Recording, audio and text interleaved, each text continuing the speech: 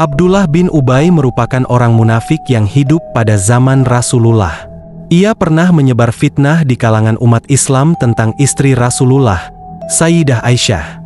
Disebutkan dalam buku orang-orang yang memusuhi Nabi Muhammad Shallallahu Alaihi Wasallam karya K.H. Anwar, nama aslinya adalah Abdullah bin Ubay bin Malik bin Harits bin Ubaid bin Malik bin Salim al-Hazraji. Abdullah bin Ubay memiliki nama panggilan Abu Hubab.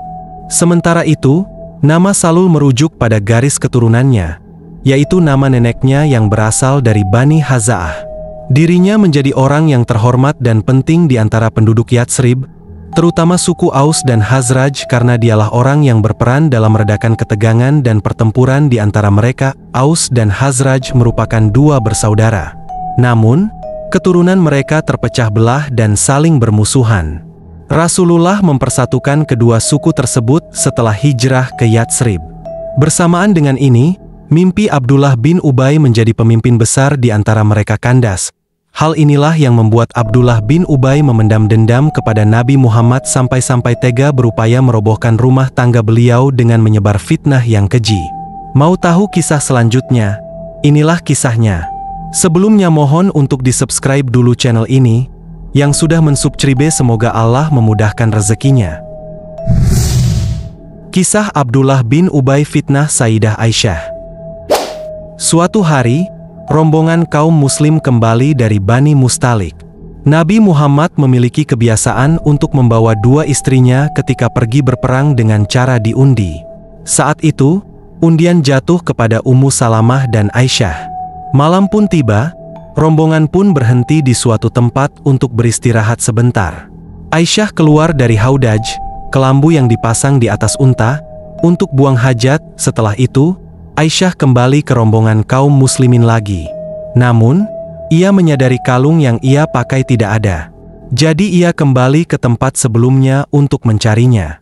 Setelah menemukan kalung itu, Aisyah pun kembali menuju untanya, namun ia tak mendapati siapapun di sana karena rombongannya telah meninggalkannya.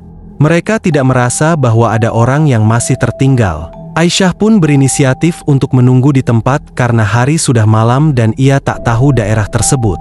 Ia berharap ada yang menyadari ketidakhadirannya.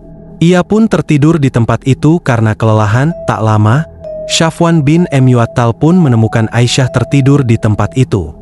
Ia pun bergegas membangunkannya dan melanjutkan perjalanan dengan Aisyah yang menunggangi unta sedangkan dia menjadi pemandunya. Akhirnya, sebelum matahari terbit, keduanya bisa menyusul rombongan muslim. Namun, kehadiran keduanya malah menjadi bahan fitnah oleh orang-orang munafik. Benar, orang yang pertama kali menyebar fitnah adalah Abdullah bin Ubay. Ia berkata, "Demi Allah, tentu ia, Aisyah, tidak selamat darinya, Syafwan, dan ia, Syafwan, tentu tidak akan selamat darinya, Aisyah, juga. Perempuan nabimu bermalam dengan seorang laki-laki sampai pagi hari." Orang-orang pun mulai percaya dengan perkataan Abdullah bin Ubay. Ia menambahkan pertanyaan-pertanyaan menggiring seperti, mengapa Aisyah pulang terlambat dan datang bersama dengan Syafwan, pemuda yang cakap serta dipercayai Muhammad. Kepercayaan Nabi Muhammad akhirnya ikut goyah.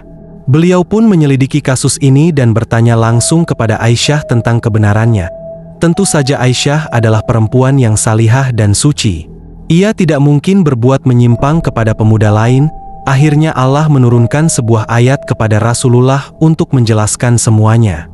Ayat itu berbunyi, "Sesungguhnya, orang-orang yang membawa berita bohong itu adalah dari golongan kamu juga.